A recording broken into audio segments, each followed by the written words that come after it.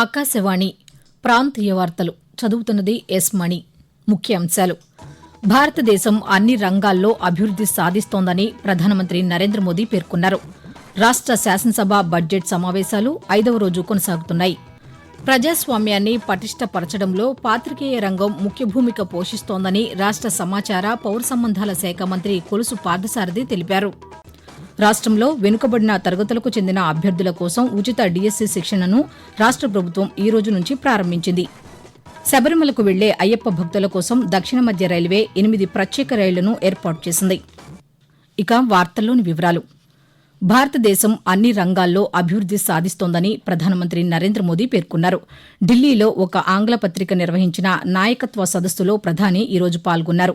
ఈ సందర్భంగా ఆయన మాట్లాడుతూ మధ్యతరగతి మహిళా సాధికారితకు కేంద్ర ప్రభుత్వం చేస్తున్న కృషి సత్ఫలితాలను ఇస్తోందన్నారు. దేశవ్యాప్తంగా స్వయం సహాయక సంఘాల నుంచి 10 కోట్ల మందికి పైగా మహిళలు లఖ్పత్ దీదీలుగా మారారని ప్రధానమంత్రి పేర్కొంటూ हमारे छोटे शहरों के नौजवान भी ये रिस्क उठाकर दुनिया में देश का नाम रोशन कर रहे हैं. आप सेल्फ हेल्प ग्रुप से जुड़ी महिलाओं का भी उदाहरण लीजिए. आज देश में करीब 10 करोड़ लखपति दीदी बनी है. ये गांव-गांव में उद्यमी बनकर अपना कुछ बिजनेस चला रही है. రాష్ట శాసనసభ బడ్జెట్ సమావేశాలు 5వ రోజు కొనసాగుతున్నాయి. ఈ రోజు సభ ప్రారంభం కాగానే ఇటీవల మృతి చెందిన మాజీ శాసనసభ్యులకు శాసనసభ సంతాపం ప్రకటించింది. శూన్య గంట సమయంలో పలువురు శాసనసభ్యులు తమ నియోజకవర్గాల సమస్యలను గురించి ప్రసంగిస్తున్నారు. అనంతరం బడ్జెట్ 2024-25లో రాష్ట రహదారులు, పరిశ్రమలు, జలవనరులు, వ్యవసాయం, పౌర సరఫరాలు, గృహ నిర్మాణ శాఖల నిధుల కేటాయింపులపై పలు శాఖల మంత్రులు వివరణ ఇవ్వనున్నారు. అలాగే శాసనసభలో టిడ్కో గృహాలపై లఘు చర్చ జరగనుంది. అనంతరం వివిధ శాఖలకు సంబంధించి బడ్జెట్ కేటాయింపులకు శాసనసభ ఆమోదం తెలపనుంది. తర్వాత పలు బిల్లులు రాష్ట ప్రభుత్వం ప్రవేశపెట్టనుంది. వ్యవసాయం, పౌర సరఫరాలు, గృహ నిర్మాణ శాఖల నిధుల కేటాయింపులపై పలు శాఖల మంత్రులు వివరణ ఇవ్వనున్నారు. అలాగే శాసనసభలో టిడ్కో గృహాలపై లఘు చర్చ జరగనుంది. అనంతరం వివిధ శాఖలకు సంబంధించి బడ్జెట్ కేటాయింపులకు శాసనసభ ఆమోదం తెలపనుంది. తర్వాత పలు బిల్లులు రాష్ట ప్రభుత్వం ప్రవేశపెట్టనుంది. ప్రజాస్వామ్యాన్ని పటిష్టపరచడంలో భాగంగా పత్రికలు నైతికపరమైన, న్యాయపరమైన, బాధ్యతాయుతమైన కార్యకలాపాలను చేపట్టాలని రాష్ట సమాచార పౌర సంబంధాల శాఖ మంత్రి కొలుసు పార్థసారథి తెలిపారు. జాతీయ పత్రికా దినోత్సవం సందర్భంగా శుభాకాంక్షలు తెలుపుతూ ఈ రోజు ఆయన ఒక ప్రకటనను విడుదల చేశారు. పాతికేయుల సంక్షేమం కోసం ఎన్డీఏ కూటమి ప్రభుత్వం కట్టుబడి ఉందన్నారు. డిజిటల్ ప్రపంచంలో పాతికేయ రంగం సమగ్రతతో వ్యవహరించి ప్రజలకు ఖచ్చితమైన సమాచారాన్ని అందించడానికి కృషి చేయాలని మంత్రి సూచించారు.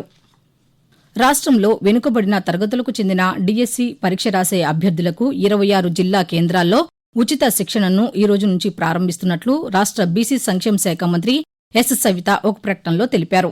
బీసీ స్టడీ సర్కిళ్ల ద్వారా 66% బీసీ, 20% ఎస్సీ, 14% ఎస్టీ అభ్యర్థులకు ఉచిత శిక్షణ అందిస్తామన్నారు. 2 నెలల పాటు ఇవ్వనున్న ఉచిత డీఎస్సీ శిక్షణ సమయంలో అభ్యర్థులకు నెలకు ₹1000 నుంచి ₹1500 వరకు నగదును అందిస్తామన్నారు. త్వరలో ఆన్లైన్లోనూ డీఎస్సీ ఉచిత శిక్షణ ఇవ్వనున్నామని మంత్రి పేర్కొన్నారు. వెనుకబడిన వర్గాల అభ్యున్నతి కోసం రాష్ట ప్రభుత్వం అనేక సంక్షేమ పథకాలను అమలు చేస్తోందని ప్రకాశం జిల్లా కలెక్టర్ ఏ తమీం అన్సారియా తెలిపారు. మెగా డీఎస్సీ కోసం బీసీ స్టడీ సర్కిల్ ద్వారా ఏర్పాటు చేసిన ఉచిత శిక్షణ కార్యక్రమాన్ని ఒంగోలులోని బీసీ స్టడీ సర్కిల్లో ఆమె ఈ రోజు ప్రారంభించారు. ఈ సందర్భంగా కలెక్టర్ మాట్లాడుతూ జిల్లాలోని వెనుకబడిన వర్గాలకు చెందిన 220 మందికి శిక్షణ ఇవ్వడానికి ప్రభుత్వం అనుమతి ఇచ్చిందన్నారు.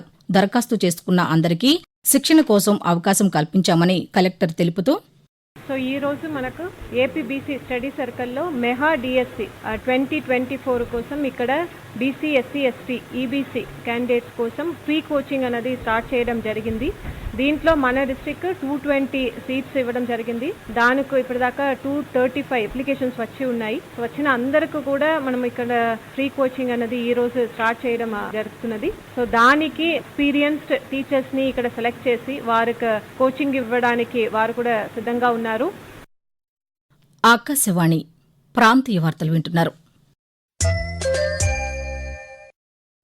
ప్రధానమంత్రి నరేంద్ర మోదీ తన మనసులోని భావాలను ఆకాశవాణి ద్వారా దేశ ప్రజలతో పంచుకునే మన్ కీ బాత్ మనసులోని మాట కార్యక్రమం 116వ సంచిక ఈ నెల 24వ తేదీ ఆదివారం ప్రసారమవుతుంది.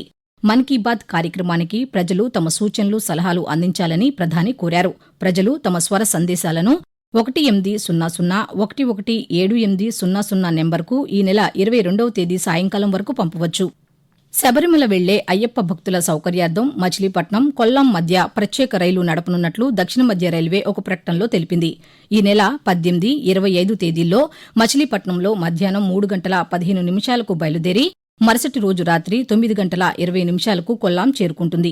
తిరుగు ప్రయాణంలో ఇదే రైలు ఈ నెల 20, 27 తేదీల్లో కొల్లాంలో అర్ధరాత్రి 2:30 బయలుదేరి 21, 28 తేదీల్లో ఉదయం 7 గంటలకు మచిలీపట్నం చేరుతుందని అధికారులు తెలిపారు. ఈ రైలు పెడన, గుడివాడ, విజయవాడ, న్యూ గుంటూరు, తెనాలి, బాపట్ల, చీరాల, ఒంగోలు, సింగరాయకొండ, కావలి, నెల్లూరు, గూడూరు, రేణిగుంట, కాట్పాడి, జోలార్పేట, సేలం, ఈరోడ్, తిరుప్పూర్, కోయంబత్తూర్, త్రిశూర్, ఎర్నాకుళం, కొట్టాయం, చెంగనూరు స్టేషన్లలో ఆగుతుందని భక్తులు ఈ అవకాశాన్ని వినియోగించుకోవాలని కోరారు.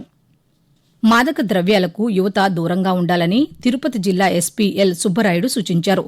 తిరుపతిలోని ఎస్పీ కార్యాలయంలో మాదక ద్రవ్యాల నివారణ అవగాహన కరపత్రాలను ఎస్పీ ఈరోజు ఆవిష్కరించారు. అనంతరం ఆయన పాతికేయులతో మాట్లాడుతూ విద్యార్థులు మాదక ద్రవ్యాలు సేవించడం వల్ల కలిగే నష్టాలపై పాఠశాలలు, కళాశాలల్లో అవగాహన కార్యక్రమాలు నిర్వహిస్తున్నట్లు తెలిపారు.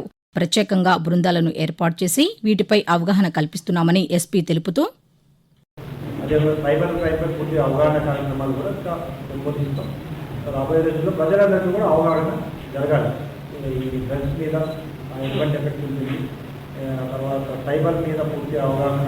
ఒక ఓటీపీ షేర్ చేయాలంటే ఆలోచించి షేర్ చేసే విధంగా వాళ్ళలో అవగాహన కావాలి. చాలామంది ఎడ్యుకేటెడ్, మీది పార్సల్ పరానా చోట స్ట్రక్ అయింది, మీ పేరు పార్సల్ వచ్చింది, లేదా మీ కేసు రిజిస్టర్ అయింది, ఇవే అనేది మాట్లాడుతున్నారు. సో అలాంటప్పుడు అంత డబ్బు వాళ్ళు ట్రాన్స్ఫర్ చేసినప్పుడు అట్లీస్ట్ ఒక వ్యక్తితో షేర్ చేసుకుంటే డెఫినెట్గా ఇంకో వ్యక్తితో ఏదన్నా తెలిసిన వ్యక్తితో షేర్ చేసుకున్నా ఇటువంటి ప్రమాదం. చాలామంది సమాజంలో పెద్ద పెద్ద వాళ్ళు ఈ విధానం మోసానికి గురవుతున్నారు. రాష్ట్రంలో షెడ్యూల్ కులాల ఎస్సీ వర్గీకరణపై ఏకసభ్య కమిషన్ను విశ్రాంత ఐఏఎస్ అధికారి రాజీవ్ రంజన్ మిశ్రా నేతృత్వంలో రాష్ట్ర ప్రభుత్వం నియమించింది. వర్గీకరణపై నిర్దిష్టమైన సిఫార్సులను సూచించడానికి ఈ కమిషన్ బాధ్యతలు స్వీకరించిన తేదీ నుంచి 60 రోజుల్లోగా నివేదిక ఇవ్వాలని ఉత్తర్వులు జారీ చేసింది.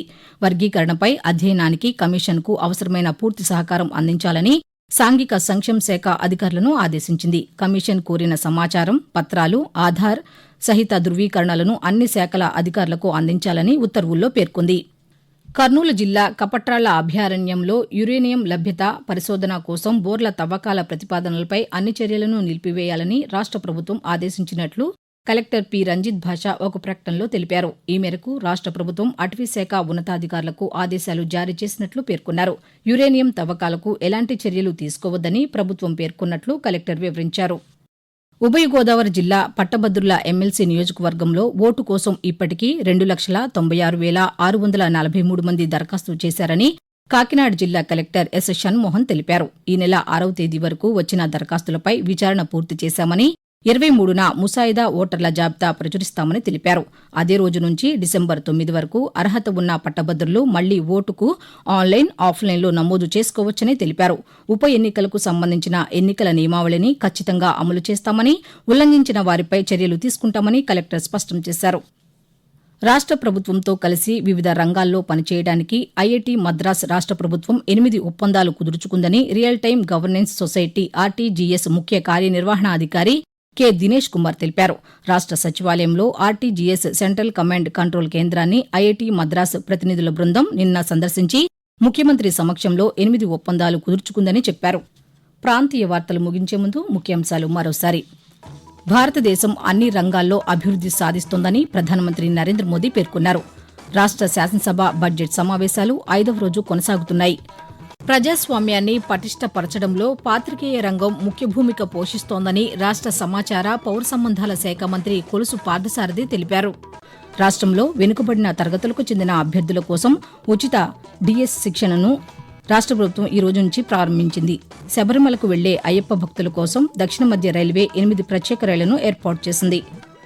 ఆకాశవాణి ప్రాంతీయ వార్తలు ఇంతటితో సమాప్తం.